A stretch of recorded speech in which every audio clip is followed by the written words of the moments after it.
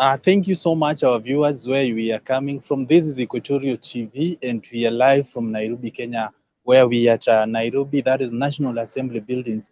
And as we have been told you early, we have to get out and see what next after the court ruling on BBI and what after there, because keeping in mind on our last segments on our ETV news, we had been hosting Honorable Sanko, who have talked about the BBI and those people who what we call the initiative who took it. So keeping in mind that on the court on Friday ruled out that the BBI is illegal and the president initiative to be part of it was not a concern. So if it was like that, then it means the BBI is now over. So we are making some follow-up to see what next after the BBI has been denounced or has been pulled down. Are we going to go for our general elections? Are we going to do what next after there? So we have made some of our movements, and we are here at the National Assembly, where we are so much delighted to be. Or we will be joining Honorable Oundo Mudenyo, if I'm not wrong, the member of National Assembly from Funyula. He will be giving us more insight about what will happen after the BBA has been promulgated, because that is Attorney General Keharia Kariuki have been giving out some of the ground, saying that he might be going for what we call the appealing. On the other side, the group of Raila Amolo Odinga, during our exclusive interview on Friday with Honorable Otiende Amolo and Senator Orengo, talked about if the president have decided that if the Prime Minister, that's Raila Amolo Odinga, will decide that they go for appeal, which will not take place, then they talked about the other members who had been also and had that ambition to pursue the matter to the next level. If they do, then Raila Amolo Odinga will not do that. Keeping in mind that there was some different reactions from various people. Some celebrated, and as you have heard from our last ETV news, that is Equatorial TV news, member of National Assembly, that is Honorable Sankok, talked about celebrating for Kenyans. So there was a mixed reaction where the other Kenyans took to streets celebrating for the failure, or after the court had been given out there that BBI is no longer a matter to pursue ahead. And also the other side, there are some of people who also they were like they are sad because it was bad news to them. They thought BBI, that is Building Bridges Initiative, could took some step. So we are here, and I'm being joined by Honorable Mudenyo. Honorable Mudenyo will be telling us more about what is all about BBI and what next after the BBI have been outweighed by the what we call the some of the measures that President took an initiative and to support the BBI, which could have been done by what we call the common citizen. And they talked about the BBI the process where the IBC took a very what we call they used what we call a high speed to move the matters ahead. So we are here joined by Honorable Mudenyo. Welcome, Honorable Mudenyo, to Equatorial TV. This is an international TV. We are worldwide, and we wish to get your sentiments because we've been making some follow-up on the court ruling, how this BBI started up to where it is. So give us our insight. What next after the BBI have been, the court ruling have been said that the BBI will no longer go ahead? Thank you. Thank you again. Let's start from where we started off. BBI was a product of the handshake between Raila Amolo Odinga and President Uhuru Kenyatta. Following the contested elections and knowing that in this country we have had problems with the controversial election results, the idea was to try solve that problem once and for all. And one of the major complaints all along has been lack of inclusivity. The BBI bill and the BBI process was about creating a sense of inclusivity, that whatever the outcome, that not half of the population is defranchised or is left out of the affairs of the country. And that was the spirit of the BBI. BBI was also about entrenching and strengthening devolution. And to entrench and strengthen devolution, it was all about putting more funds into the county governments and other devolved funds. The other important thing that BBI sought to address was basically the issue of national ethos. national values. Yes, the current constitution has some issues, but it seems we didn't cover everything. So it was a conversation about national ethos, national values. Do we glorify corruption? Do we glorify immoral activities? So the idea was to try and address all those issues. But unfortunately, like all processes in this country, it gets hijacked politically, and so political expedience overrides common good and public good.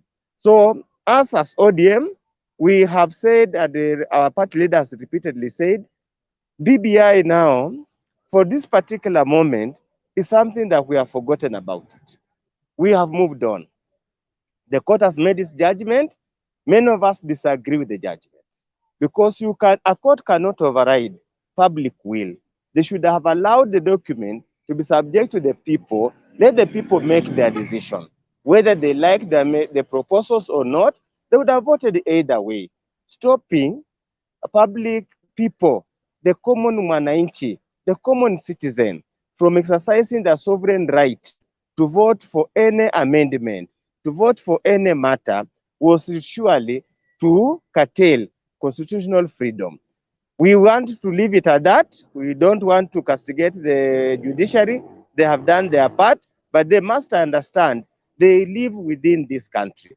You might want to settle political scores. You might want to settle some grievances that have been building over time, but you should not use a public process, a public view, a public matter that is intended to correct the mess, intended to correct the mistakes in this country for purposes of settling some scores. As we have said, as ODM, we have moved on. We still believe the need to amend the constitution to cushion Kenyans from political violence, post-election violence, still remains a valid concern. And we do believe in the near future, we will find the mechanisms on how to address this matter, whether another form of BBI or another process, but eventually, any constitution is a live constitution. The argument that the constitution cannot be amended, that there are some eternity clauses that cannot be amended, offends the essence of a constitution. It is live because what was good in 2010 will not be good in 100 years from today. So if you make an edict or a judgment that's saying that some sections you cannot amend, does it mean we'll get stuck with this kind of constitution? Yet it evolves over time with changing aspiration and geopolitics of any given time. Mheshimiwa, when you talk of, because I remember one of the judges mentioned about the constitution is a document that can be changed any particularly, but what was being castigated was the process, how it was used, and the initiative that as you've talked, it was hijacked by politicians.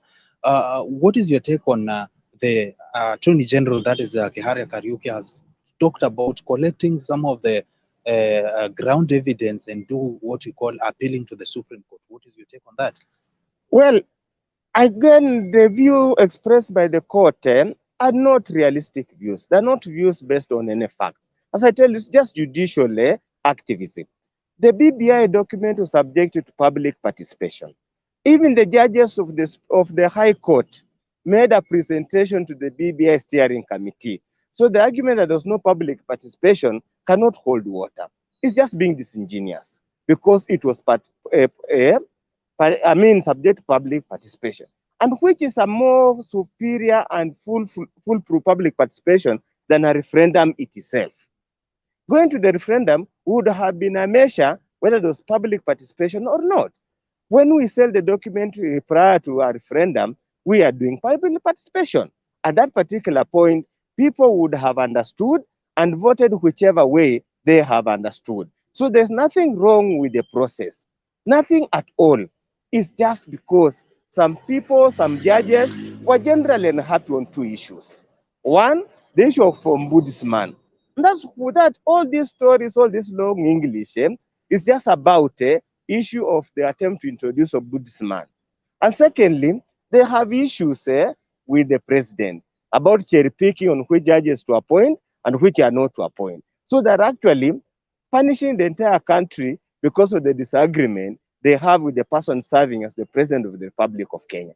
To argue that a president as a citizen, as a politician, cannot have any opinion about a constitution is surely to be extremely discriminative, too restrictive, and being unfair to that person serving that particular position. So, Mheshimiwa, let's talk about the other parts of the constitutions. Are you going to move on with the what you call the amendments in the parliaments, or what next now? There are some house cleaning issues that probably does not need a referendum.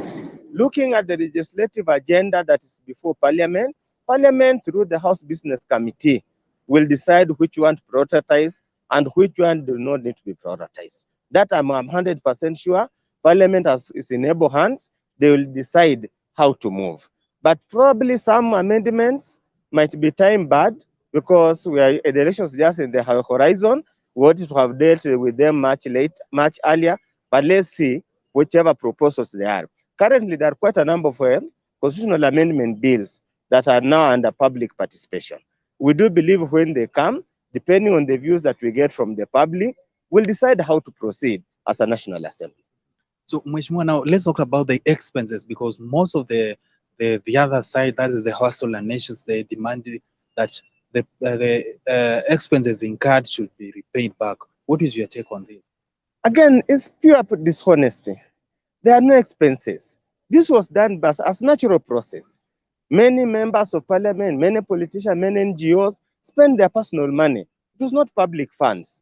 The government probably, there's no record at all that any of the public funds was ever voted for in parliament in the budget for purposes of BBI. There has never been any audit report that has indicated any public funds have been directly allocated or given to BBI. So the call for refund is just an empty rhetoric that has no meaning at all because there's nothing like that. So let's just focus on more important things that help wananchi instead of wasting time talking about things that do not exist. So, Mheshimiwa, now IBC, let's move now to IBC. IBC have given out the statements on the budgets they need and talked about 40, looking in minds that the budget is second expensive election budget worldwide. What is your take, and how are you pursuing this matter in Parliament? A budget, yes, IBC has brought a budget of 40 billion, which in all fairness is exorbitant and merely exploitative of the people of Kenya. This could be one of the most expensive per capita budget for any election anywhere in the world. There's nothing so unique about Kenya that this kind of expenses have to be incurred. You know, IBC have had a history of bungling elections. IBC have had a history of corruption in the procurement process. So probably the budget has included the cut of everybody to perpetuate corruption. As we do believe, many members of parliament believe that with even 20 billion, IBC can successfully conduct an election. How much does it take to print a ballot paper? Surely. How much does it take to make a telephone call or use internet in the evening to report, to transmit results? How much does it take to transport ballot boxes from one place to another? Some of this BAS estimate is just high.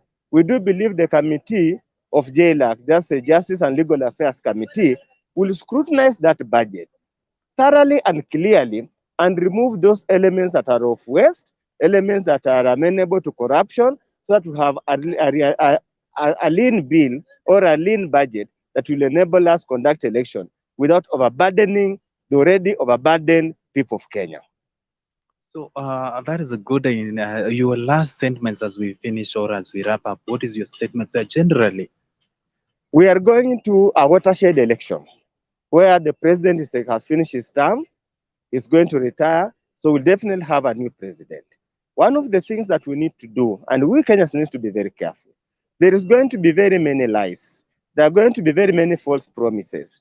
There are going to be very many false prophets who will come holding the Bible in one hand and a sword in another. We need to gauge these sentiments very clearly and only make decisions that will foster the unity of the people of Kenya, that will enable Kenya start a recovery, economic recovery, after the devastation of COVID-19 pandemic. And I want to tell the young people, specifically because they are the most susceptible to these lies. I want to tell them very clearly, manna no longer drops from heaven. They get quick rich stories that were being pandered by the Uda group and the Tanga group. That will not ever happen.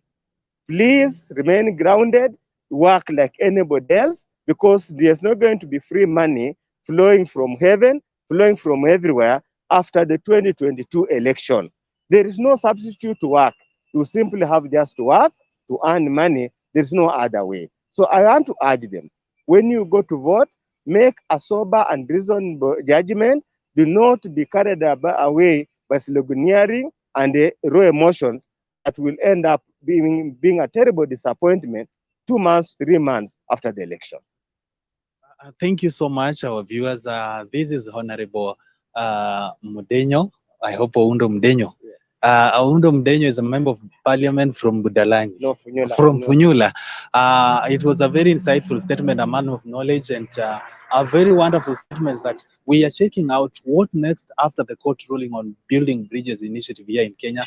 And we've been so much glad to be joined by the member of National Assembly, that is Mr. Oundo Mudenyo from Funyula constituency, that's in Western Kenya. For our viewers who have been watching us all the way from UK, Canada, India, that's Great Manchester. I've seen my sister Rada and KG, you chipping in some messages, and also other people who are watching from South Sudan, that is in Juba, and other parts of the world, that is Somalia, Egypt, Cairo, all parts of the country. Thank you so much for viewing and for watching. I was your host live from Nairobi, Kenya, Kaka Juma and Honorable Oundo Mudenyo, back to studio from National Assembly, Kenya.